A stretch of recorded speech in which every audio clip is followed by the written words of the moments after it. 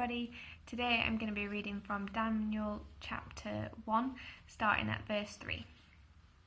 So it says this: Then the king commanded Ashpenaz, his chief eunuch, to bring some of the people of Israel, both of the royal family and of the nobility, youths without blemish, of good appearance, and skillful in all wisdom, endowed with knowledge, understanding, learning, and competent to stand in the king's palace, and to teach them the literature and language of the Chaldeans. The king assigned them a daily portion of the food that the king ate, and of the wine that he drank. They were to be educated for 3 years, and at the end of that time they were to stand before the king. Among these were Daniel, Hananiah, Mishael, and Azariah, of the tribe of Judah. And the chief of the eunuchs gave them names. Daniel he called Belteshazzar, Hananiah he called Shadrach, Mishael he called Meshach, and Azariah he called Abednego. But Daniel resolved that he would not defile himself with the king's food, or with the wine that he drank. Therefore he asked the chief of the eunuchs to allow him not to defile himself, and God gave Daniel favour and compassion in the sight of the chief of the eunuchs. So here we see Daniel and his friends have been taken into exile in Babylon. They've been given Babylonian names, a job, working for the government in the king's palace, and they are to be taught how to speak like the Chaldeans, and probably dress like them as well. And just reading the book of Daniel and these verses in particular just reminded me and encouraged me of how faithful Daniel and his friends were to God in a foreign land. They'd been taken away from all they knew, and they had a decision to make.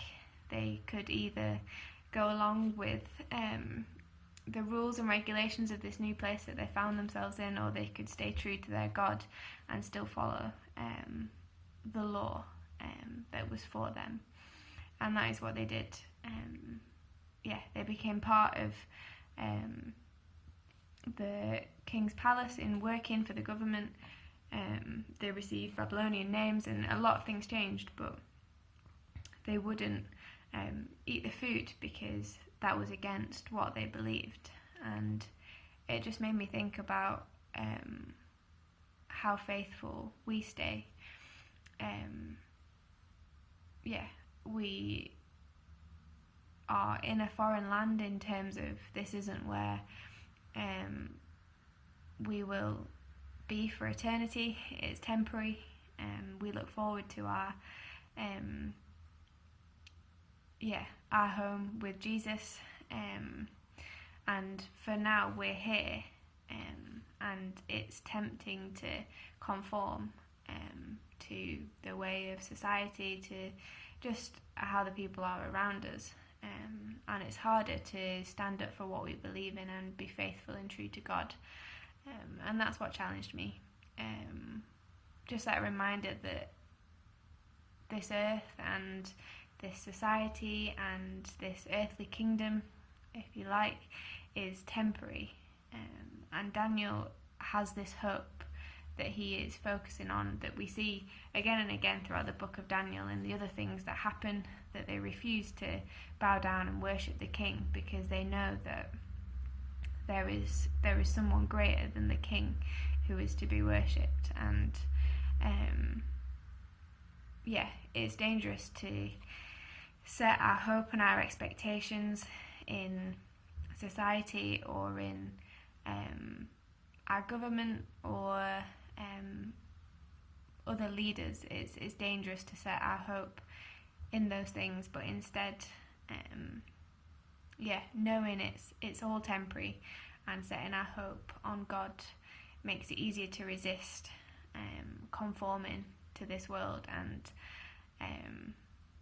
makes us want to stand up for God and to be faithful in a foreign land. To not get swept away with the stresses of this earth.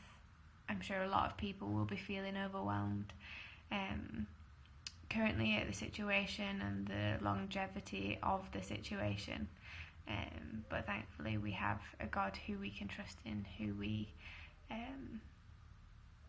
know will always make the right decisions and always has our best interests at heart, and that is who we should place all of our hope and all of our expectations in, and nobody else.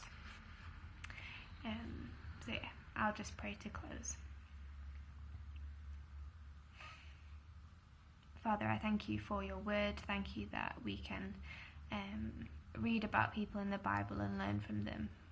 Thank you for Daniel and his friends and their faithfulness and what that shows to us. I pray this would encourage us to stay faithful to you on this earth, in the circumstances that we find ourselves in the situations with non-Christians and just in general living on this earth. Lord, help us to be faithful to you, to not place our hope and expectations in our government or our leaders, but to fully trust in you, knowing that you have the best plan for us, and that you will protect us and provide for us. Amen.